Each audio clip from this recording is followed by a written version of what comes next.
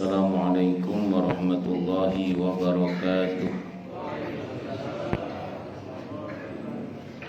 Bismillahirrahmanirrahim. Alhamdulillahi rabbil alamin. Wa bihi nasta'inu ala umurid dunya waddin. Wassalatu wassalamu ala asyrafil anbiya'i wal mursalin, Sayyidina wa habibina wa syafi'ina wa qurrati a'yunina wa maulana Muhammadin wa ala alihi wa ashabihi wa dhurriyyatihi ajma'in, amma ba'du. Ashhadu an la ilaha illallah wa ashhadu anna Muhammadar Rasulullah wa ufawwidu amri ilallah. Innallaha basirun bil ibad. Hasbiyallahu la ilaha illa huwa alaihi tawakkaltu wa huwa rabbul arsyil azim. Qala Allah ta'ala fi kitabihil karim hikayatan an nabiyyillahi Musa alaihi salam. Rabbi syrah li sadri wa yassir li amri wahlul 'uqdatam min lisani yafqahu qawli.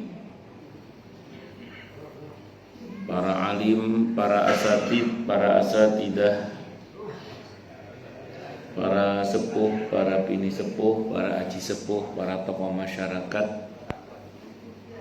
hadirin hadirat sekalian, hafizani wa hafizakumullah, bil khusus segenap pengurus Masjid Al-Muhajirin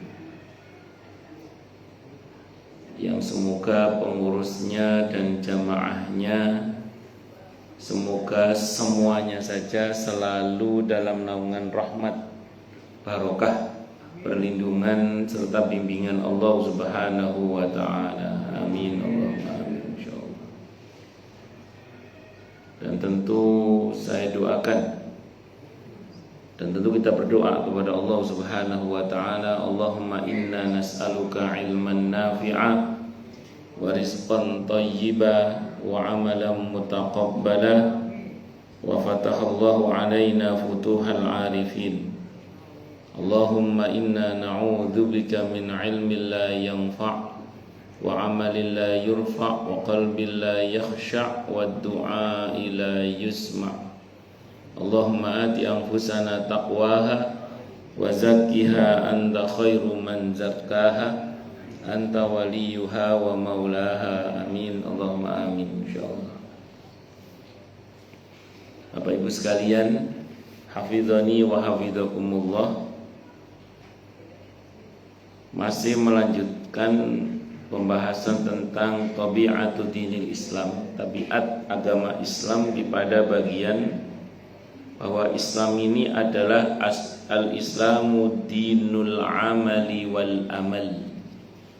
Jadi Islam ini adalah dinul amali wal amal, agama yang tidak cukup mandek hanya sebagai teori, tapi harus diamalkan. Dan Islam ini adalah agama yang tidak hanya mengandung amal, tapi juga mengandung amal. Apa bedanya amal dengan ain dengan amal? Kalau amal menggunakan hamzah, artinya adalah harapan-harapan. Kalau amal kan konkret perbuatan, kalau amal adalah harapan-harapan. Yang perlu kita pahami bersama adalah dalam Al-Quran itu kata beriman itu disandingkan dengan wa'amilus sholihat. Itu dalam Al-Quran. Wal asri innal insana lafi khusrin illal ladzina amanu wa amilus sholihat. Mesti itu. Jadi beriman dan beramal soleh. Terus kemudian innal ladzina amanu wa amilus sholihat. Begitu. Itu dalam Al-Quran. Walaupun nanti ada kata amanu itu nggak pakai wa amilus solihat. Ada juga seperti misalnya di surah Al-A'raf ayat 96 itu.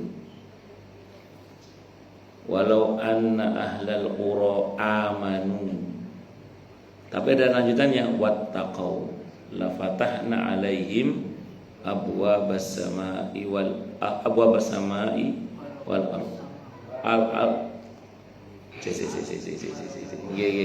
Barakatim minas samai wal ardh. Betul.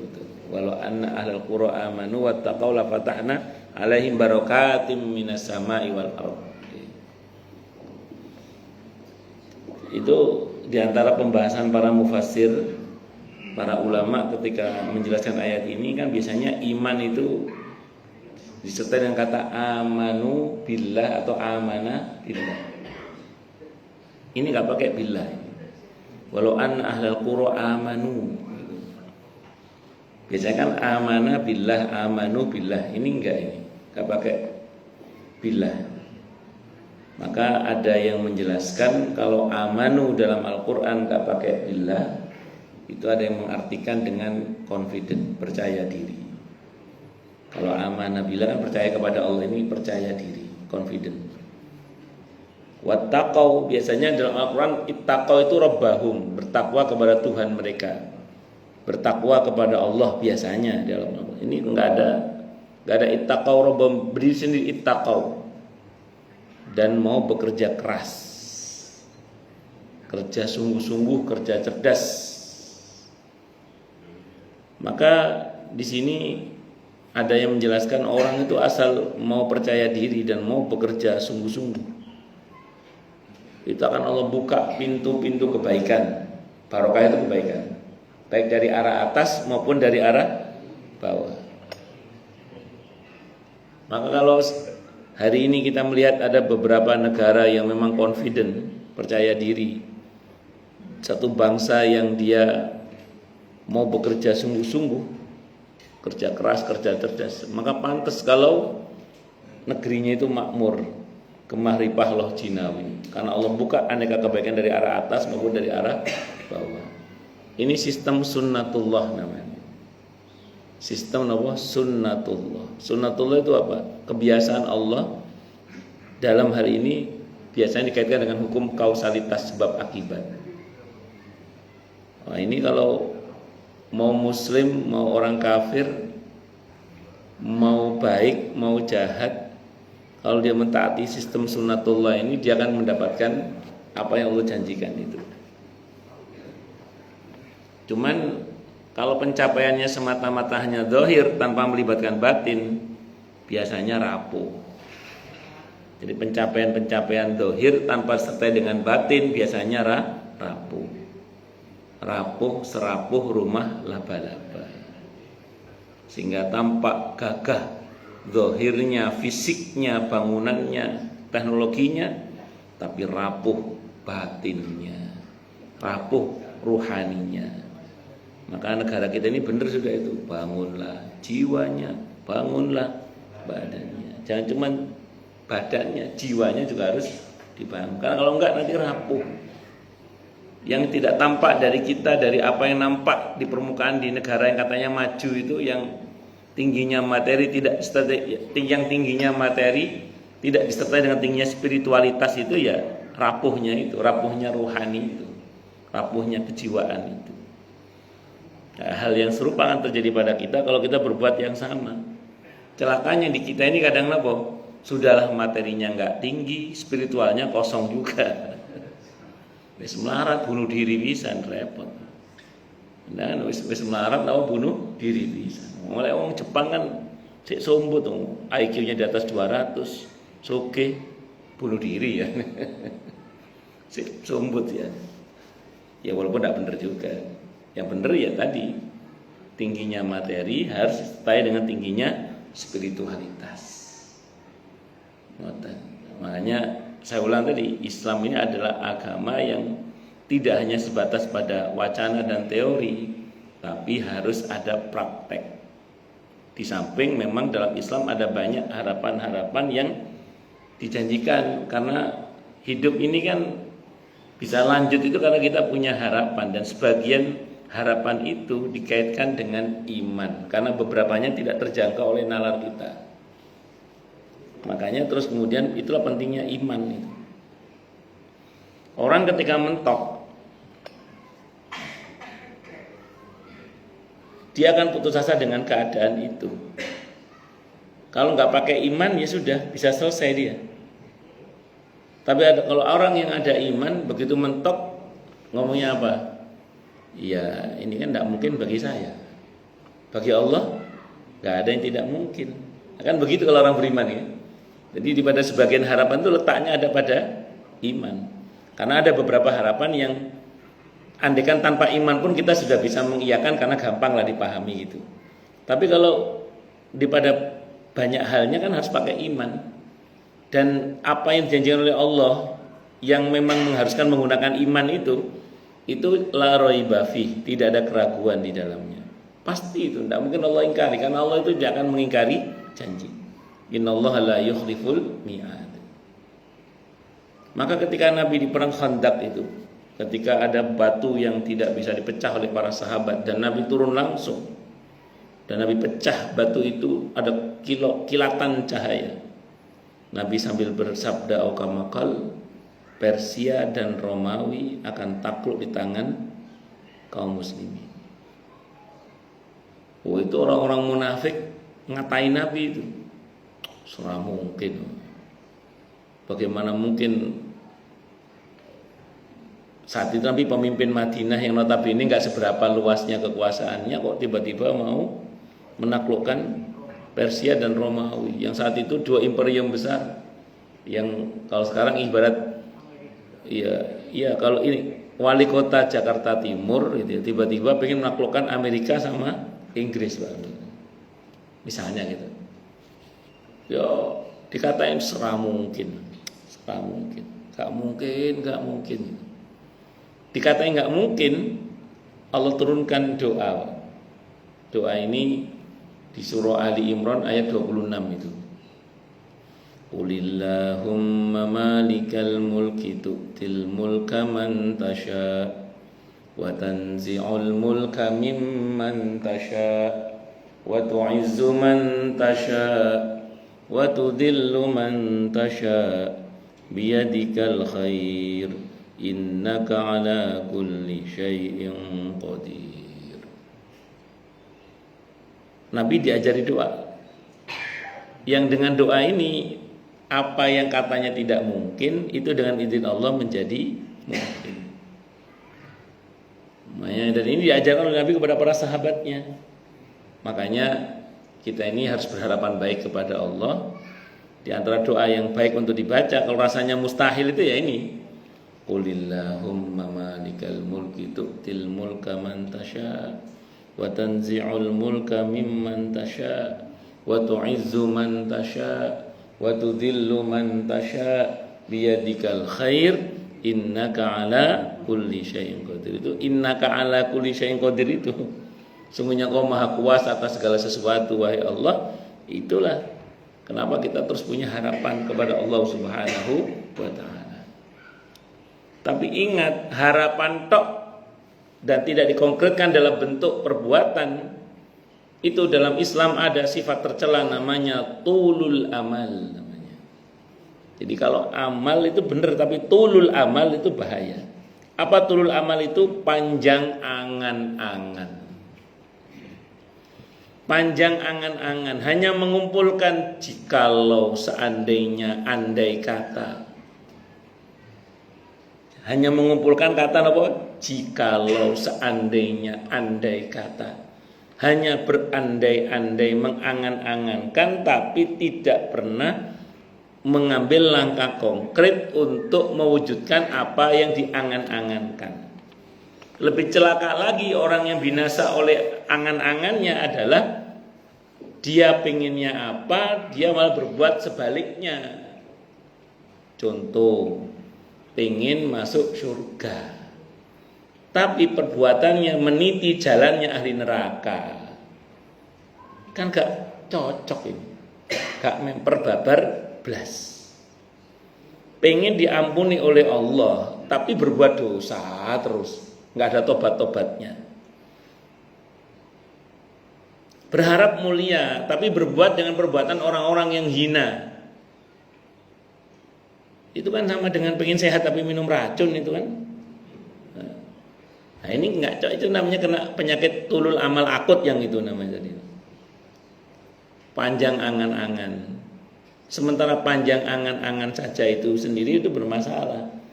Nah ini apalagi terus ditambah lagi hanya berangan-angan, udah gitu perbuatannya mencerminkan perbuatan orang-orang yang justru sebaliknya dari harapannya.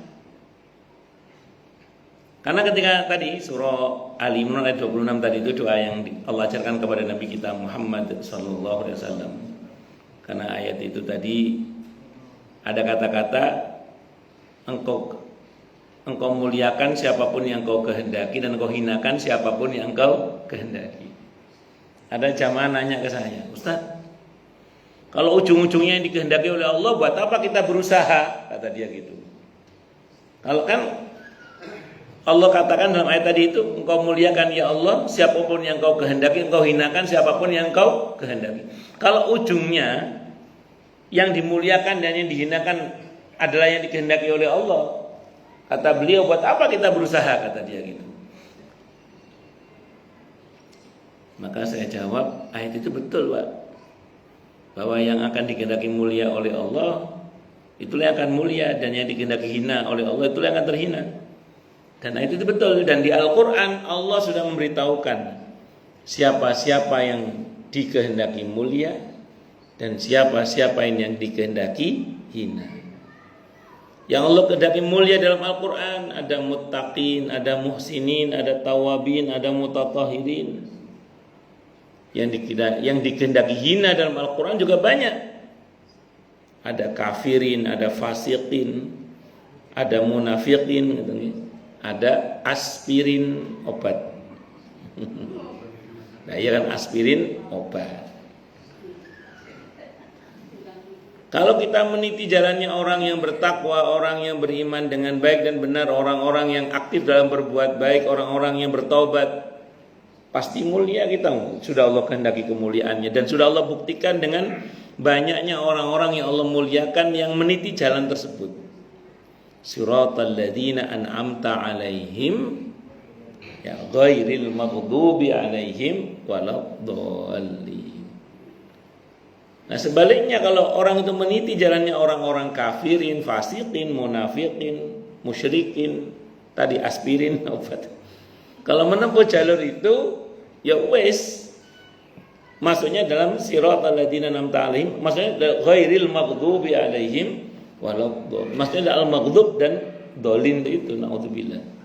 Ya tercela, terhina, naudzubillah min syarri dzalik. Apalagi kita ini kalau dalam bahasa orang Arab, nahnu abnaul ayyam, kata orang Arab. Kita ini anak-anaknya hari. Kita ini semua ini anak-anaknya hari, kata orang Arab itu. Artinya apa? Kalau hari-hari kita isi dengan kemuliaan, cepat atau lambat kita akan menjadi orang yang mulia di sisi Allah. Tapi kalau kita isi aneka kehinaan, cepat atau lambat siapapun akan terhina. Kenapa? Karena hari-harinya diisi dengan kehinaan. Kalau hari-harinya diisi dengan sesuatu yang bermanfaat, insya Allah akan menjadi pribadi yang bermanfaat. Kalau hari-harinya diisi dengan kesia-siaan, cepat atau lambat akan sia-sia. Karena kita semua ini nahnu abnaul ayyam. Kita ini anak-anaknya hari. Tinggal mau kita isi apa hari-hari kita. Maka saya ulang, dalam konteks yang kita bahas hari ini, tidak cukup orang itu hanya sekedar beriman, tapi harus beramal soleh. Tidak cukup hanya mengangan-angankan atau mencita-citakan atau menginginkan atau mengharapkan, tapi lebih dari itu harus ada langkah konkret untuk mewujudkan apa yang kita cita-citakan itu. Karena kesuksesan itu tidak di alam ide, kesuksesan itu di alam nyata. Nah, celakanya kadang orang itu bicara dengan pikirannya sendiri, sementara orang lain menilai dari kenyataan yang dibuat.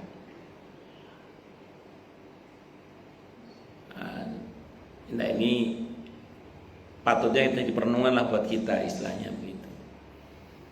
Makanya saya ulang tadi, kata amanu itu seringkali disertai dengan apa, wa amilus sholih, beramal soleh.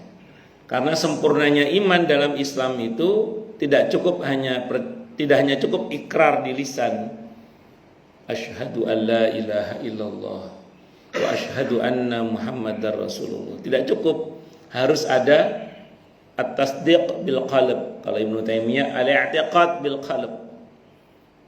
Ada pembenaran dalam hati. Tidak cukup hanya dengan lisan. Hati pun harus membenarkan hal itu dengan mengatakan saya bersaksi, saya berjanji, saya bersumpah bahwa tidak ada sesembahan yang hak kecuali Allah dan Nabi Muhammad adalah utusan Allah.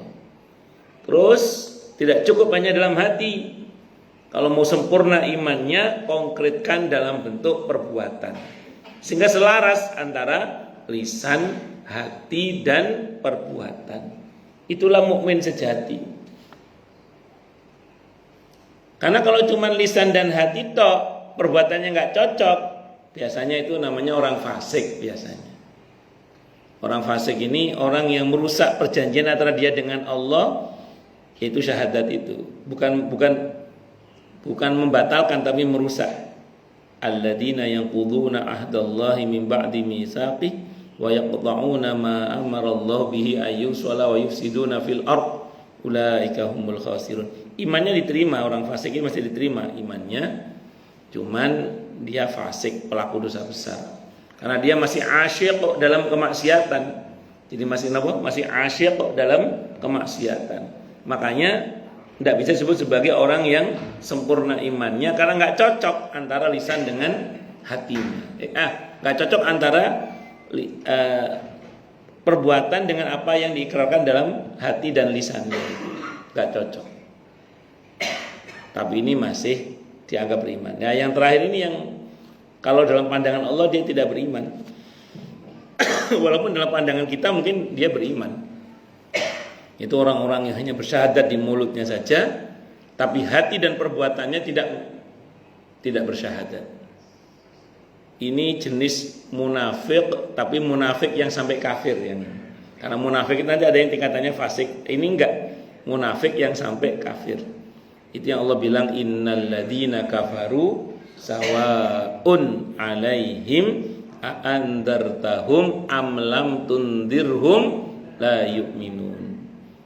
Sungguhnya di antara manusia itu salah saya. Wa minan nasi may yaqulu amanna billahi wa bil yaumil akhir wa ma hum bimumin. Maaf saya salah tadi. Di antara manusia itu ada yang mengatakan kami beriman kepada Allah dan hari akhir, padahal mereka tidak beriman, kata Allah. Karena dulu di masa Nabi itu ada sekelompok orang yang dia tidak senang dengan hijrahnya Nabi kita Muhammad sallallahu alaihi wasallam. Mau konfrontasi tidak berani, mau gabung tidak beriman sama Nabi Muhammad sallallahu alaihi wasallam. Akhirnya datanglah orang-orang Yahudi kepadanya dan mengatakan, gabung aja sama Muhammad. Saya nggak beriman kok. Kata orang-orang Yahudi itu, masuk Islam saja pura-pura. Nanti adakan pembusukan dari dalam. Nah itu tokohnya namanya Abdullah bin Ubay bin Salul itu. Yang pas mati di surat Taubah ayat 80 Allah nyatakan mati dalam keadaan kafir. Na'udzubillahi min syarri dzalik. Pun paham nabuatan, bisa dipahami insyaallah nggih. Ya, sajane kok ngantuk kabeh. minta kopi nih kayaknya. Pun lanjut nggih. Jadi harus ada langkah konkret, ada amal. Tanpa itu tidak bisa. Makanya harus ingat baik-baik bahwa setiap apa yang kita paham dari agama ini, konsepnya itu seringkali adalah tidak cukup hanya dipahami sebagai teori, tapi harus praktek. Itu seperti itu. Nah, terkait dengan apa yang telah kita pelajari dan terkait dengan praktek itu nanti akan ada hisabnya. Itu yang dalam satu riwayat sebutkan terkait dengan pertanyaan di hisab nanti adalah berkaitan dengan apa? Bagaimana dengan ilmunya dan pengamalannya. Jadi ilmu dan pengamalan nanti ditanyakan. Waduh, kalau gitu nggak usah berilmu aja Ustaz ya. Kan enak nggak usah tanya kalau nggak berilmu. Kan maaf kalau bodoh kan berarti kan nggak ditanya kan, tadi yang ditanyakan ilmunya dan untuk apa ilmunya itu. Terkait dengan pengamalan ilmunya maksudnya. Nah kalau gitu apa lebih baik bodoh aja? Begini, kalau kita berilmu itu ada potensi masih selamat lah. Nah, kalau bodoh ini dibagi dua sebenarnya ya. Ada al-udhru bil jahli, kebodohan itu dimaafkan oleh Allah. Tapi ada kebodohan itu yang tidak dimaafkan. Tapi secara prinsip memang orang itu tidak akan dihukum karena bodoh. Saya belum pernah baca dalil orang itu dihukum karena kebodohannya dalam Islam ya, tidak ada. Tapi orang itu bisa dihukum karena mualesnya. Jadi kalau dia bodohnya karena muales belajar, ada masjid dekat majelis taklim, banyak guru, banyak media untuk belajar, kok nggak mau belajar? Berarti apa? Muales. Nah ini kena pertanggungjawaban ini. Kalau bahasa Al-Qurannya apa? Inna sam'a wal basara wal fuada kullu ulaika anhu mas'ula. Pendengaran, penglihatan, hati itu semuanya kalau gak dipakai dengan baik dan benar akan ada pertanggungjawabannya. Itu masalahnya. Dan kalau kita berilmu, paling gak kita tahu jalan pulang lah. Kalau kita berilmu, taruhlah kita ini sudah belajar banyak terus belum diamalkan, taruhlah misalnya kita bengkok gitu ya. Paling tidak kalau orang sudah belajar dia tahu jalan pulang. Orang bodoh sering tidak tahu jalan pulang. Karena tidak tahu jalan pulang, sebagian putus asa karena nggak ngerti. Di situ setan main, sering putus asa. Maka jebakan bagi orang bodoh itu diantaranya putus asa itu. Tapi kalau orang yang berilmu, insya Allah dia tahu jalan pulang. Ngerti dalani. Kenapa? Karena belajar. Walaupun yang benar tadi tidak cukup hanya sebagai teori, tapi harus diamalkan. Contoh, kita belajar sabar. Itu kalau nggak diamalkan, orang melihat, oh ini belum sabar. Udah mas, jangan marah mas. Enggak marah. Aku ini sabar kok mas. Sabar kok ini mas. Paham nggak betul? Tapi aku ini sabar loh, sabar. Tapi marahnya orang sabar itu memang begitu, nahan pak. Marahnya orang sabar itu nahan. Jangan-jangan kudu pati mencotot aja untuk. Makanya saya pribadi itu kalau betul-betul marah itu pilih diem. Kenapa? Karena kalau nggak diem itu yang keluar tuh barangnya aneh-aneh nanti itu. Nggak kena itu bisa. Khawatirnya. Namanya orang marah kan. Takutnya keluar yang kebun binatang itu. Apalagi yang absen orang Jawa Timur, Pak. Oh itu binatang tertentu yang keluar itu. Enggak.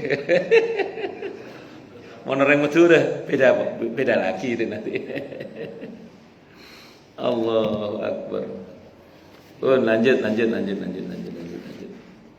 Jadi harus ada konkret amal nih dan ada amal. Nah, untuk mewujudkan amal harus beramal. Kalau amal angan-angan tanpa amal namanya tulul amal namanya. Apa? Panjang angan-angan. Itu penyakit hati. Nah, penyakit hati ini yang paling akut adalah ketika ada orang yang pengen masuk surga tapi perbuatannya mengarah ke neraka. Pengen selamat tapi perbuatannya ke arah orang-orang yang celaka. Memper babar blas. Ini orang-orang yang kena tulul amal tadi itu. Termasuk juga diantaranya adalah mengharapkan kebaikan dari amalan orang tuanya. Jadi karena dia merasa orang tuanya adalah orang tua yang soleh, keturunannya Nabi misalnya gitu, Terus dia merasa tidak perlu beramal hanya karena dia keturunannya Nabi. Kata para ulama, orang yang berharap mulia dengan amalan orang tuanya itu sama dengan orang yang berharap kenyang dengan makannya orang tuanya.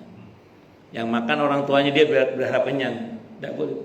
Bahwa nanti ada istilah bahwa amal soleh orang tua akan berdampak positif pada perbaikan anak-anaknya, betul.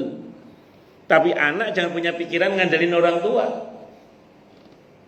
Kalau bahasanya para ulama, laisal fata man yaqulu dzaka abi innal fata man yaqulu ha anada.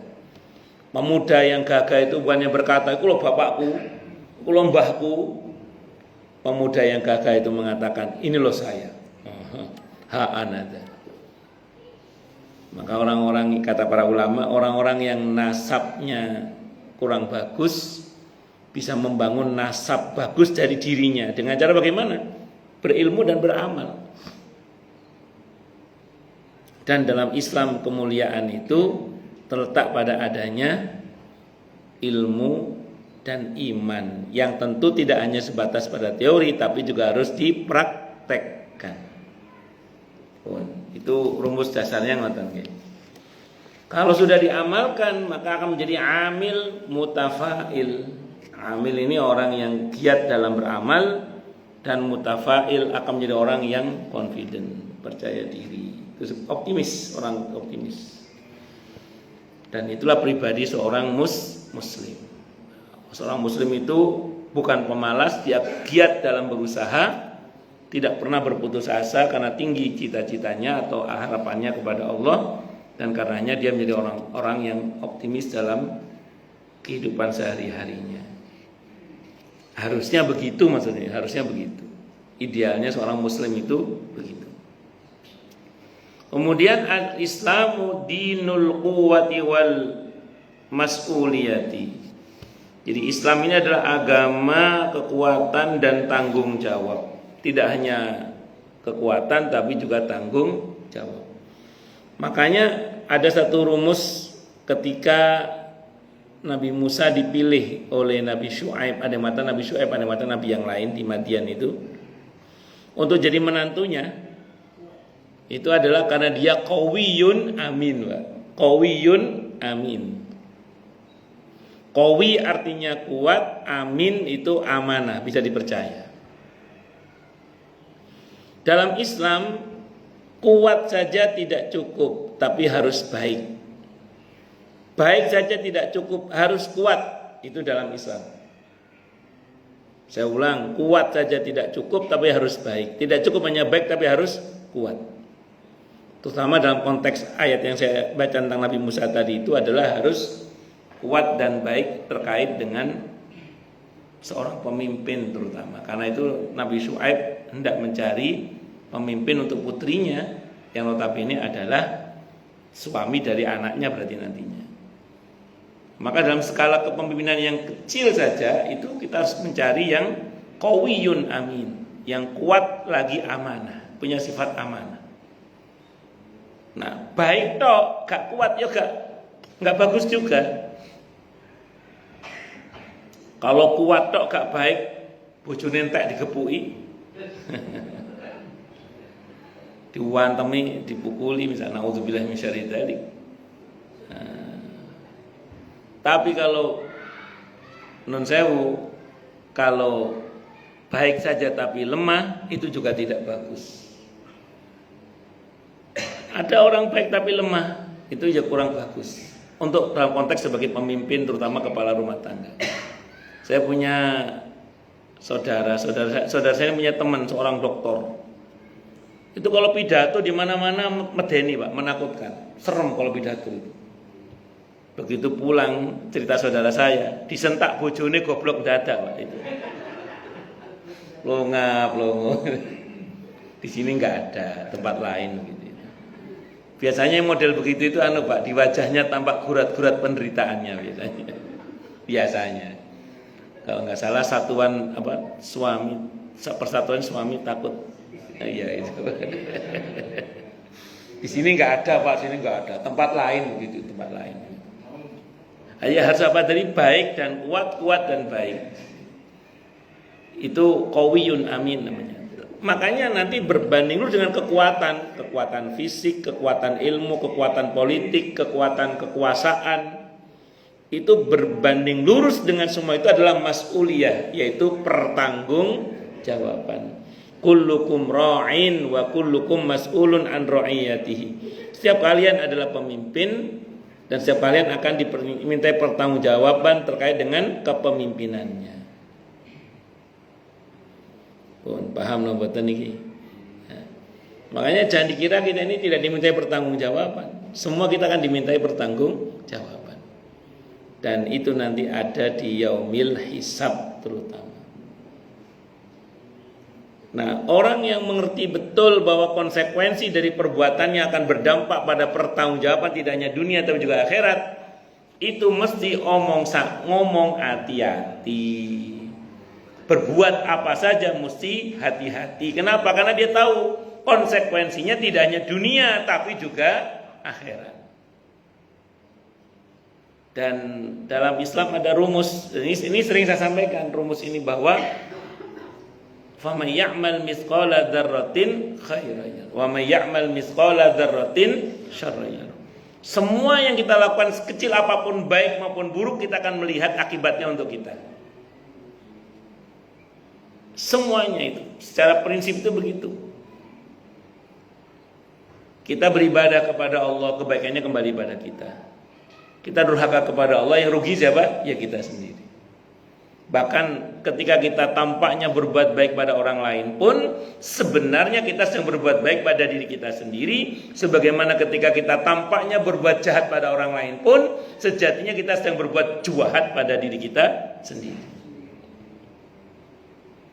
Itu yang dikatakan oleh Abu Lais As-Samarqandi rahimahullah dalam kitabnya Tambihul Ghafilin, ketika beliau menjelaskan surah Hamim Masjid Jeddah, surah ke-41 ayat 46. Beliau ketika menjelaskan ayat itu, beliau mengutip penjelasan Sayyidina Ali bin Abi Thalib radhiyallahu anhu. Apa kata beliau?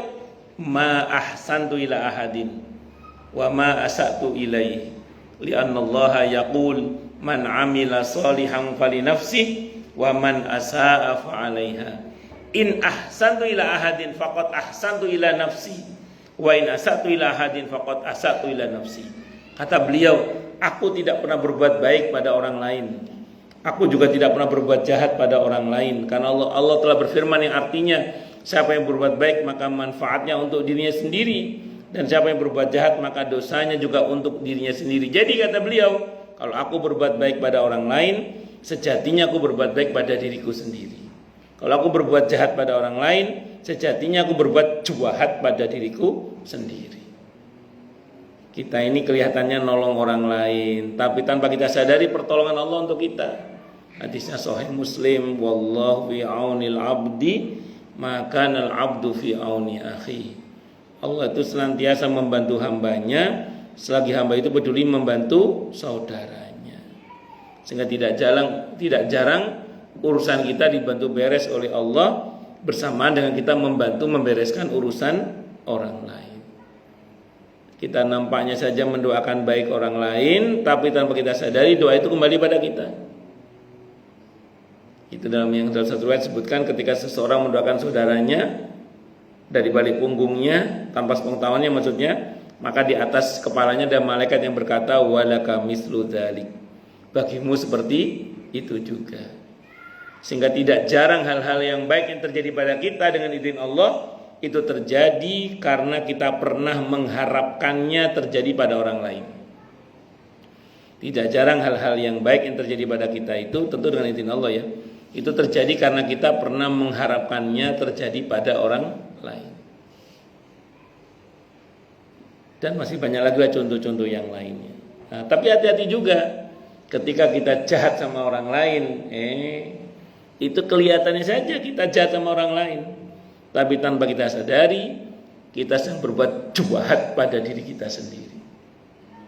Ini saya tidak bicara soal konsep hukum karma karena itu milik agama sebelah, tapi saya lebih bicara tentang konsep balasan amal. Jangan dikira tidak ada balasan amal Bahkan perbuatan anak kecil yang belum mukallaf pun kalau di dunia ini kena sistem sunnatullah, Pak. Kena sistem sunnatullah, Bu, itu. Ada anak kecil, dia berbuat apa yang nggak bagus lah maksudnya, atau yang baik, itu sudah ada balasannya. Kalau di akhirat memang tidak ada dosa, tidak ada hisab. Tapi di dunia balasan itu tetap berlaku. Bahkan untuk anak kecil. Kalau nggak percaya, coba anak kecil mukul temennya misalnya. Balasannya dipukul atau berantem. Itu di dunia. Dan kadang mekanisme itu tidak langsung cash. Yang dipukul nggak berani ngelawan karena ini anaknya gede misalnya. Tapi akan ada masa di mana dibalas itu.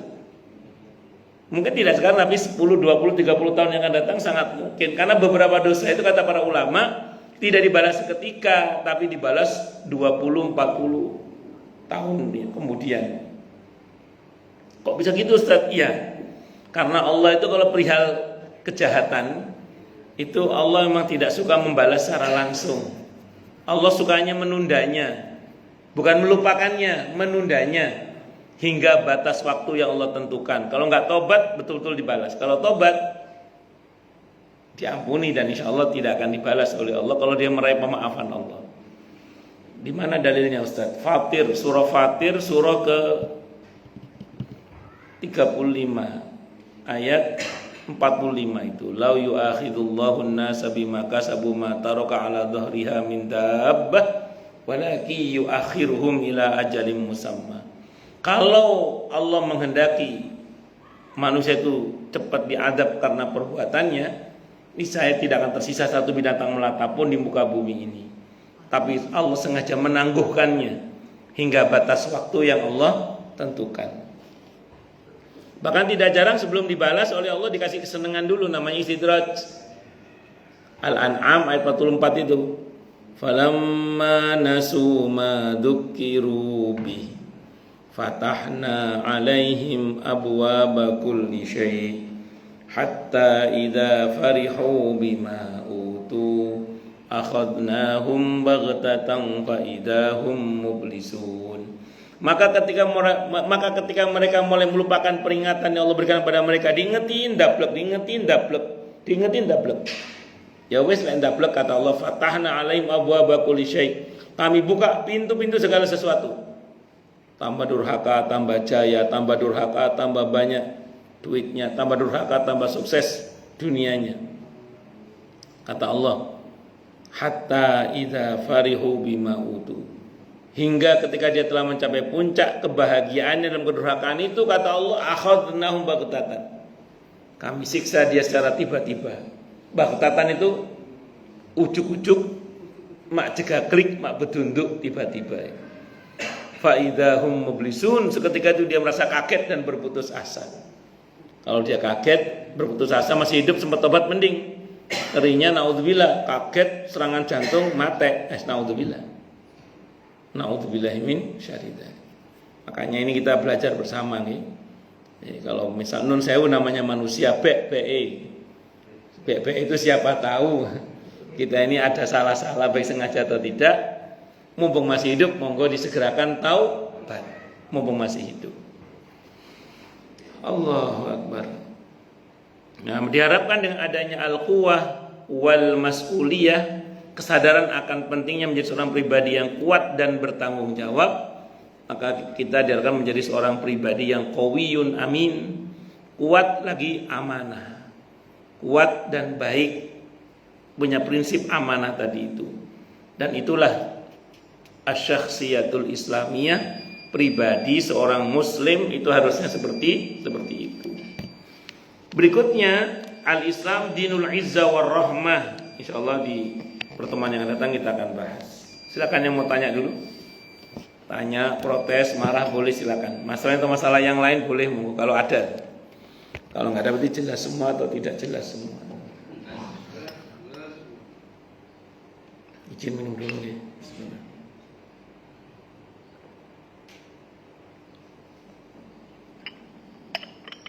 Alhamdulillah. Monggo kalau ada. Duh, jelas semua nih. Alhamdulillah. Cukup mau lanjut nih. Lanjut. Jangan cukup nih. Sudah suruk. Oh, saya suruk. Banyak kesimpulannya apa? Islam ini harus konsep ajarannya harus diamalkan, tidak boleh hanya mandek sebagai teori. Makanya setiap subuh kita berdoa, Allahumma inni as'aluka ilman nafi'a wa rizqan thayyiba wa amalan mutaqabbala. Itu pentingnya supaya ilmu itu tidak mandek hanya sebagai teori. Terus jangan lupa berbanyak kesadaran dzikir akan la haula wala quwata illa billah. Saya baca dalam kitab At-Tadhkur Imam Al-Qurtubi, hadis Sahih Muslim di antaranya. Di antara ciri ahli surga itu adalah orang-orang yang di antara yang akan masuk surga itu adalah orang-orang yang lemah. Ada beberapa orang yang lemah. Itu dijelaskan oleh para ulama, dikutip oleh Imam Al-Qurtubi. Maksudnya orang yang lemah itu bukan berarti lemah, bukan. Karena dia memahami orang-orang yang lemah itu fakir miskin itu ya. Kalau kata Imam Al-Qurtubi bukan. Yang dimaksud dengan orang-orang yang lemah itu adalah orang-orang yang merasa dirinya ini lemah, sehingga karenanya merasa butuh pertolongan Allah, sehingga tidak berhenti berzikir la haula wala quwata illa billah. Jadi kalau jenengan kita merasa lemah, dalam arti lemah itu merasa kita ini tidak mampu kecuali dimampukan oleh Allah. Kita ini tidak bisa kecuali dibisakan oleh Allah. Dan itu kesadaran itu disusul dengan kemauan kita untuk berzikir dengan zikir kanzul jannah itu, yaitu la haula wala quwata illa billah. Tidak ada daya meninggalkan maksiat, tidak ada kekuatan untuk taat kecuali dengan pertolongan Allah. Nah, ini insyaallah itu ciri-ciri ahli surga itu. Dan yang terakhir tadi, tidak cukup hanya menjadi orang yang kuat, tapi harus baik. Tidak cukup hanya baik, tapi juga harus kuat.